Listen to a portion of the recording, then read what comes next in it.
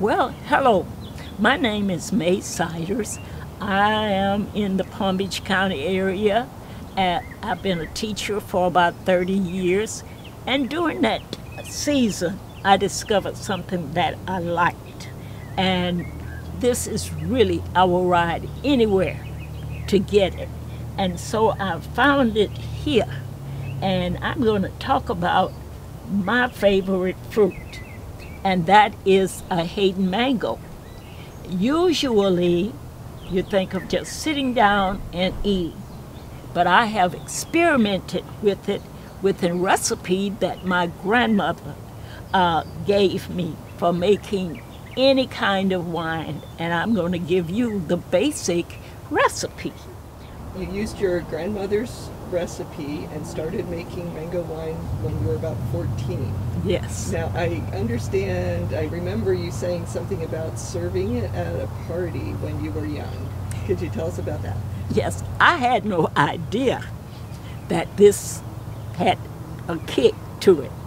So I had made some gallons, and it was a birthday party, and I invited. And everybody was just drinking this over ice like it was a punch. And that's the way I served it, as a punch. I had no idea I was going to send the guests home drunk. But one particular young man was a friend of mine. He drank and drank, and after a while he just started laughing. Everything was funny. I mean, and the last time I saw him, he was heading toward home, walking and just laughing. I mean, if a car came by, it was funny. Anything happened, it was funny. That's when I realized that this had a kick to it. And your mother realized it too, right? Yes, she realized it too, and then I was banned from making it. And I could make it, but I couldn't give it to him. Until you were 21 or something. Until I was 21, I had my own house to store it in.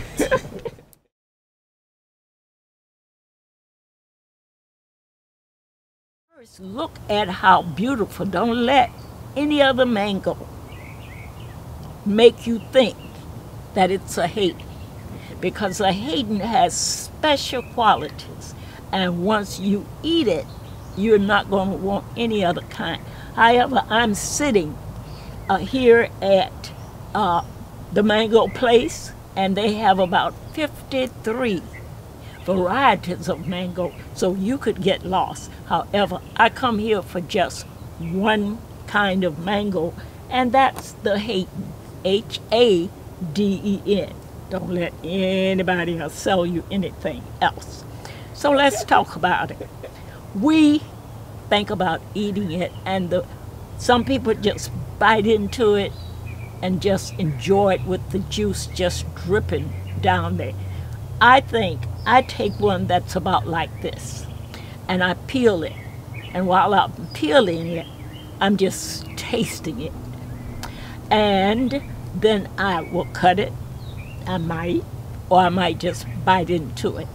And you think, well, okay, now I'm finished. You're not finished, because one man's trash is another one's treasure. So I treasure everything about the Haden mango. So when I cut the peeling, I save it. When I get to the seed, I save it. So what am I saving it for? I'm saving it for mango wine. Now, you may not have thought about it, but you can make mango wine or any kind of wine using this basic recipe. You're not going to use a good mango like this or like this. You want to get a mango that is really, really ripe. And it would appear to be rotten, but it's always usable, and it might look just like this. Well, you want to trim the good part and eat it. Then you take the other part and you get a large bucket, a large container. If you want to make 5 gallons, you're going to put in 5.5 gallons of water. And what you're going to do, the more that mango is ripe, you're going to just cut it up and put it in your bucket. And you're going to get about 1/3 of your bucket. If you have a 5-gallon bucket, you're going to get about 1/3 of your bucket with the very ripe mangoes. Fill it up with water all the way to the top and put a cheesecloth or something over it so that nothing gets into it. In Florida, in 3 to 5 days, because of the heat, the mangoes have fermented. If you want it to be really, really flavorful, take a spoon and stir so that your water will become the color of the mango. So do you put that in the sun? You put it where it can get good and heated. You can put it in the sun, but in 3 days you're going to have to go back and get it. If you put it under a little bit of shade, you might go 5 days because it's going to ferment faster in the sun. So once it's fermented, you're going to take that cloth off and it's going to look horrible. It's going to look, because your mangoes are, for lack of a better word, rotten looking, and they have fermented, and you're going to see the bubbles on top when you take your cheesecloth off. Now, you're going to use that same cheesecloth and another like-size container. You put the cheesecloth all over it, and now you're going to strain it. And the more you strain it, the clearer your liquid is going to look. Right now, all you have is mango water. Okay? Strain it really well, and that you've strained, now you're permitted to throw it away. You look at your water, and it looks cloudy. It's yellow, the color of your mango, and you look at it now, your next ingredient is going to be sugar and yeast. And you're going to try to fill it up to the top. Put your cheesecloth over there again, because now your yeast is going to work. It's going to go to work. And if you fill it to the top, put it in a place that you don't mind getting wet, because the yeast is going to cause all of the particles from the mango to rise up, and it may spill over. And that's the reason you want a cheesecloth, so that it won't prohibit the spill. Let it sit for 3 to 5 days, and of course you're going to be very interested to look at it and see how it's working. It's fantastic. Just simple mango, water, sugar, and yeast. That's the entire trick. So now the formula is going to be, take that cheesecloth off, and most of the yeast will stick through the cheesecloth. So now you're going to need another piece. Take your remaining, it's not water any longer. It's beginning to be the wine that you're going to have that great party with. Let no mistake, this is wine. It's really wine, but it's so easy. Now you're going to strain it again. Get a good, clean cheesecloth, strain it again. And as you strain it, you're going to notice that there are going to be some more particles of mango. The more you strain it, the clearer your liquid is going to appear. Now, not clear as in clear white. It'll be clear yellow looking. So what you're going to do, you're going to pour that into a clean container. The trick now is the sugar. When it is beginning to ferment, you will pour some more sugar. And the recipe is not 2 cups of sugar, 1 cup of yeast. It's how you feel. This is your wine. So you're going to strain it. Got it strained, it's in your container, and it has sat for 3 to 5 days. Now you take your sugar again. When you pour it in slowly, it's going to be magic, because at that point, it's going to foam. So you don't want this bucket to be all the way to the top yet.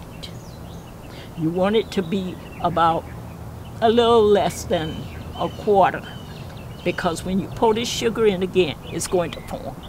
Yeah, it's going to really form. All right. Now, you're going to add a little more yeast, a packet, and a little more sugar to taste. This is when you taste it. Some people like it like a sweet wine, and some like a wine that's not so sweet. But if you're not careful and let it sit too long, you will have a nice bucket of vinegar. So, here we go. We're going to strain it again. The more you strain the wine, the clearer it will get. But on the second or third strain, which could be a day of sitting in the heat, you're going to notice that when you put a little more sugar, the forming is not going to be as great. Okay. When it gets so that it does not form, and it's to taste for you, then you can begin to bottle. You have your wine. It's really, really good. And it's going to have a beautiful taste as long as it doesn't ferment too much. It can ferment and you can still use it for vinegar, but you can't drink it for wine. The nice part about it is that you can vary your recipe. At this point, you could take, since you have Haden, you could take just a drop or two of yellow food coloring, and you can mark it and call it Haden. Then you could take some of these varieties, because here we have trees that are grafted with, oh my goodness, it is fantastic. These trees have 5, 6, and 7 grafts, and they're going to have all kinds of mangoes. And so all at once, you're going to have every kind of mango that's in a position to make your wine. And you can mix it the very same way. You can make wine out of any fruit. Any fruit. And if you want to really be exotic, try making it out of rice. It is awesome when you let that rice get close to the wine situation, because it's a different taste. Now, to add a variation to that, use your food coloring, and maybe the next set you're going to make it with all of you. Put just a drop or two of red. Add just one, and that's going to make it a beautiful pink color. And you can label it, and you can show it off. Put labels on it. Caution: if your wine has not strained properly where it stops bubbling, and you put a top on it, it's going to explode, because the yeast has power. So that wine will explode, and you'll look at it and think, oh, I didn't get a chance to drink that. One thing that I do to keep it from exploding if I have not strained it enough is to put it in the refrigerator. I put it in the refrigerator, and I will put quart sizes, so if somebody drops by, try this. And they're always amazed. Caution: this will make you drunk. You will laugh all the way to the movies or to your friend's house or out on the patio because it tastes so well.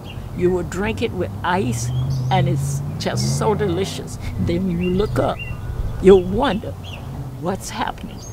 That is your creation. A mango wine. It's easy for any recipe. Make sure that when you, if you want to make sure that it's right, cover your top, let it sit outdoors for just another day after you decide that it is the final stage. And once you do that, you'll be sure that you can bottle it up and you can sit it in a regular room size temperature and it won't explode if it has, you can put it in your refrigerator. You can give it as nice gifts because this is something that you made. So is it about a month from the start of the mango wine process to the end? It's about a week and a half. A week and a half total until with it's in the refrigerator? With this weather, okay. It's about a week and a half from start to finish because you're going to go in 3 days with 90-degree weather. Your fruit is going to, and then you'll be able to strain it. Say, if they were in Chicago, where at night the weather is cool, it's going to take a little longer because they're not going to get the advantage that we have here with hot weather, and we wake up to 70-degree weather. So that's what controls your time. And the rest of the time is going to be straining it, putting in your sugar and your yeast, and paying attention to how much on the second strain that it roars and bubbles. The third strain, how it roars and bubbles. When you get to that third strain is where you pay particular attention because it's almost to the finish line. So in general, when you have a 5-gallon bucket that's 1/3 mangoes and 2/3 water, how much yeast would you put in? Just in general. I usually start with 5 or 6 little packets of yeast. And I get a 5-pound bag of sugar, but I never use all of it, but I just have it. And it's to taste. But you do want to keep it sweet, not overly sweet or brackish, according to your taste, because you don't want the yeast to take over and cause it to become vinegar. So once you have finished the wine and you've put it in a big jug and put it in the refrigerator, how long does it keep? I know it doesn't keep very long if you have a lot of friends over, because that's no, it's going to. How much will it last if you don't get a lot of drinkers over? This one is a year old. This one that you see I brought jackfruit. It's a year old. Oh. Okay, so it will keep a year or more. It will keep.